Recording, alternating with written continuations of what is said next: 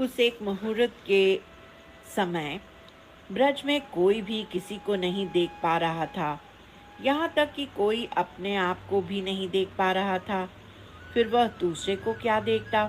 चक्रवात एवं बवंडर का इतना अधिक कोलाहल था कि कोई भी किसी से अपनी बात भी नहीं कर पा रहा था।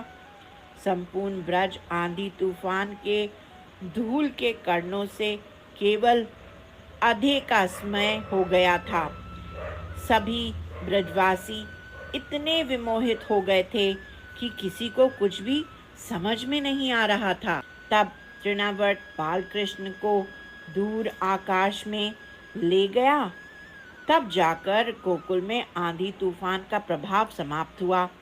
इधर नंद भवन में श्री यशोदा माता ने अपने लाला को उस स्थान पर नहीं पाया जिस स्थान पर उसे छोड़ा था। माता यशोदा का स्नेह तो वात्सल्यवती गाय से भी अधिक था। उस समय विचार शक्ति के लोप होने के कारण वे श्री कृष्ण वियोग में अचेतन सी हो गईं।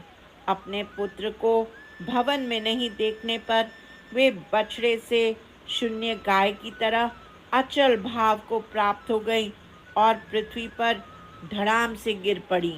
उस समय माता यशोदा के काष्ठ पाषाण एवं ब्रजसार को भी फोड़ने वाला क्रंदन किया। श्री यशोदा के विलाप को सुनकर सभी गोपियां नंद भवन पहुंची। गोपगण तो गायों को चराने के लिए वन में गए हुए थे, किंतु गोपियां भवनों में ही थीं। इसलिए गोपियां ही पहले नंद भवन पहुंची।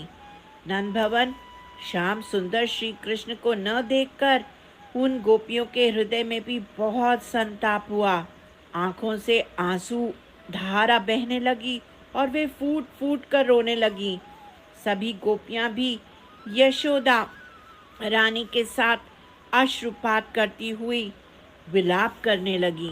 गोपियों ने श्री यशोदा रानी को आलिंगन किया और संबल देने का प्रयास करने लगी। वे यशोदा मैया के शोकानल को स्वयं पान कर रही थी तथा शीतल जल से उनका मुख धो रही थी। इसके पश्चात वे यशोदा रानी को बड़े प्रेम से समझाने लगी।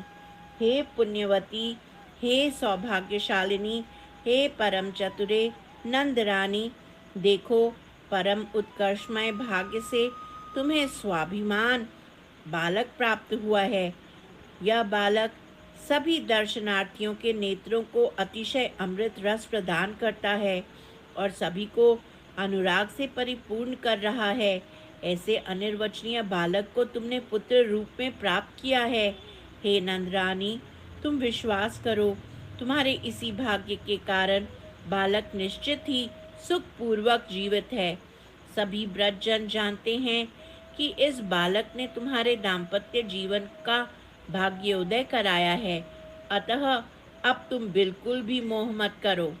देखो, पुत्र के प्रति अनिष्ट की आशंका मत करो और न ही अपने को कष्ट पहुंचाओ, क्योंकि मानसिक ज्वर मन को संताप पहुंचाता है। तुम विश्वास करो, तुम्हारा बालक निश्चित रूप से सुरक्षित है। तुम देखना, तुम्हारा बालक तुम्हें अनायास ही मिल जाएगा। अतः तुम व्यर्थ में ही दुखी हो रही हो। इस प्रकार की सांत्वनामयी वाणी से उन गोपियों ने यशोदा रानी को बहुत देर तक चेतना प्रदान करने का प्रयास किया। गोपियों की सांत्वना से यशोदा रानी कुछ सचेत हुई और पुनः विलाप करते हुए कहने लगी, हाय, मैंने पुत्र के भार को वहन न कर सकने के कारण अपने लाला को इसी स्थान पर बिठाया था। हाय, मुझको धिक्कार है। मुझे तो लगता है मेरे दुर्भाग्य रूपी आंधी ने ही मेरे पुत्र को हर लिया है।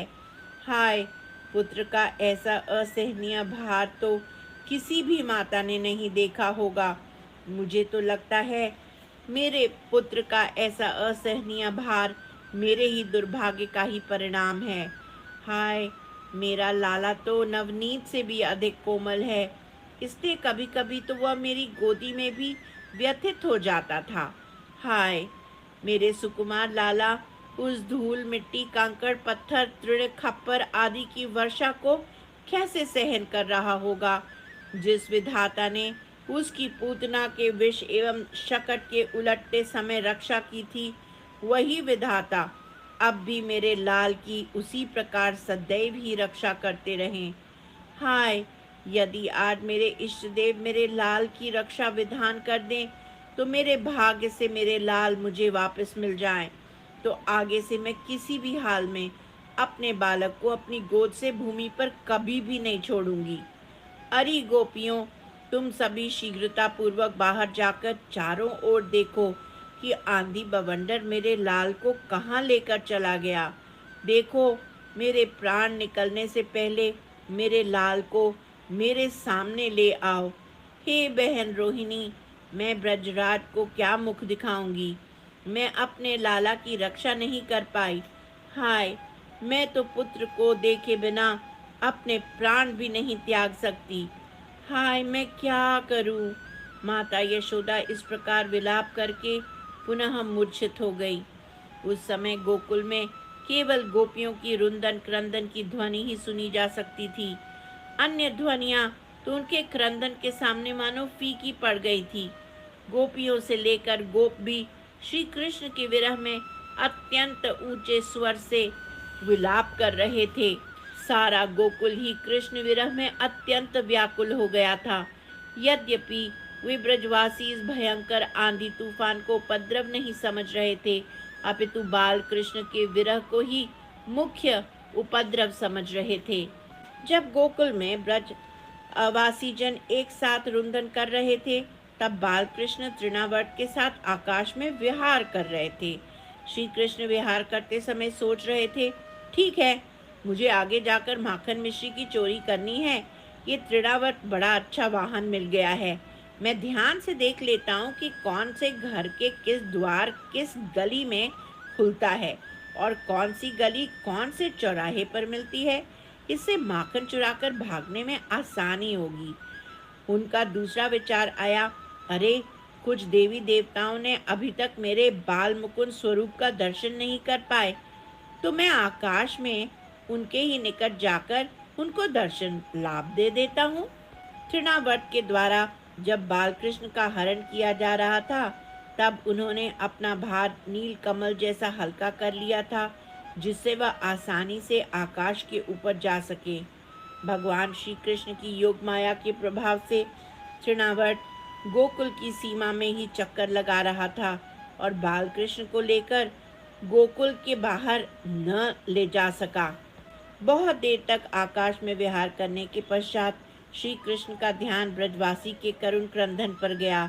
श्री कृष्ण से ब्रजवासियों का दुख देखा न गया, अतः उन्होंने अब तृणावर्त को मारने का विचार बनाया और अपने शरीर को नीलमणि पर्वत की तरह भारी करने लगे। अब बालकृष्ण के शरीर का भार अत्यंत बढ़ चुका था, यद्यपि आकार उतना ही था। श्री कृष्ण के भार को न संभाल सकने के कारण उसके उड़ने का भी वेग शांत हो गया था। वह और अधिक ऊपर न जा सका। तृणावर्त को अब इस प्रकार लग रहा था मानो उसके गले में इंद्रनील मणि का पर्वत ही लटक रहा हो। अब उसकी शक्ति क्षीण हो चुकी थी। वह बालकृष्ण को न तो हरण करके मथुरा ले जा पा रहा था और न ही उनको त्याग पा रहा था, क्योंकि बालकृष्ण ने उसे कसकर पकड़ रखा था।